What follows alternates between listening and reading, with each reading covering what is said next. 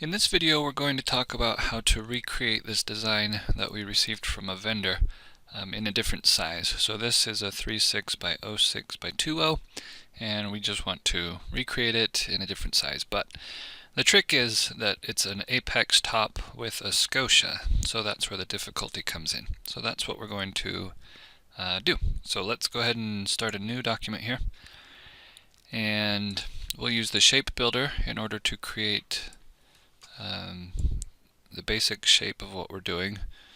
From the SERP top we're going to switch to rooftop, and then for the amount of drop we're going to do 1 inch on either side, and then we'll just click OK.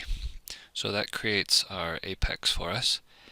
Using the shape tool, we'll want to click on the die so that it selects it, and then drag across here, and that will select those two nodes but not select the top one, which is important. And then we want to use the fillet chamfer scallop Docker, which I've got down here.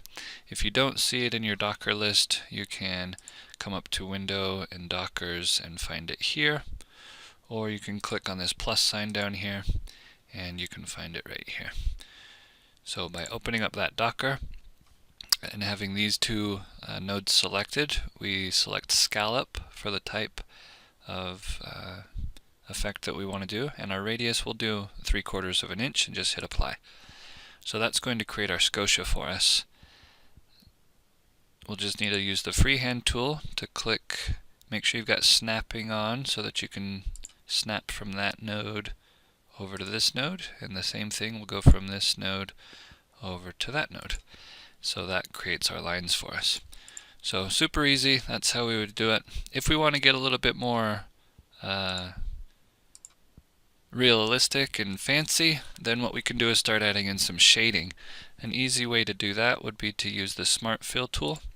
What Smart Fill does is whenever you click inside an object, it looks for the edges of that object and creates a new shape inside that boundary. So if I click inside this top area, it will recreate that object there for me.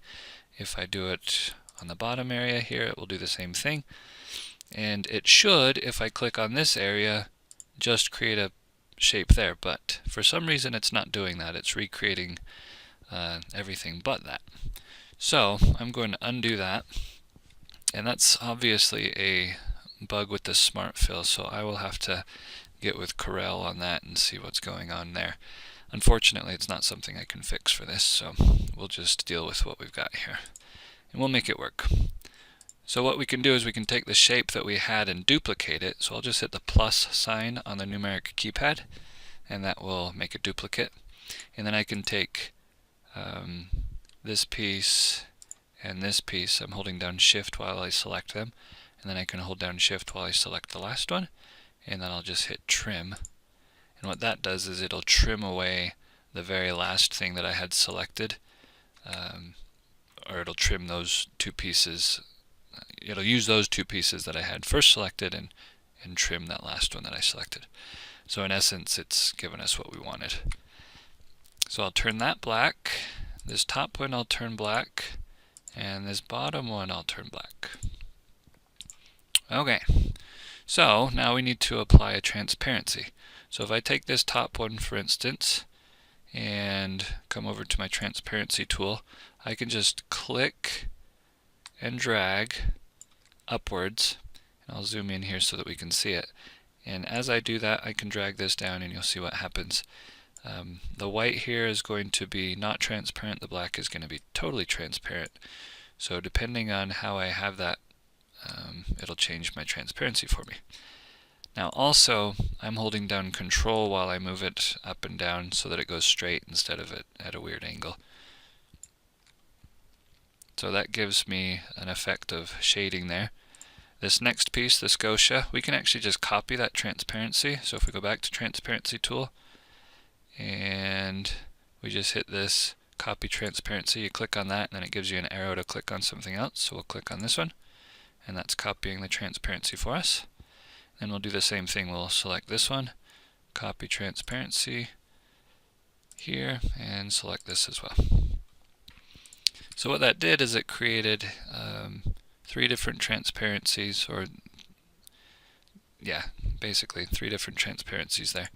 So if I were to fill this in with a granite fill now, you'll see how that works. Now, I personally think this is probably a bit too dark, so I'll edit that transparency a little bit. And I don't like it going completely to black, so I'll probably even drop this down. And I should have done this to begin with. On the top one is not be so stark, so I probably should have messed with that to begin with. But anyway, just editing those, you'll see how that works. The further down I get, the less transparent it's going to be on the bottom. The closer I bring it to that edge, then the more transparent it's going to be. So that's really great.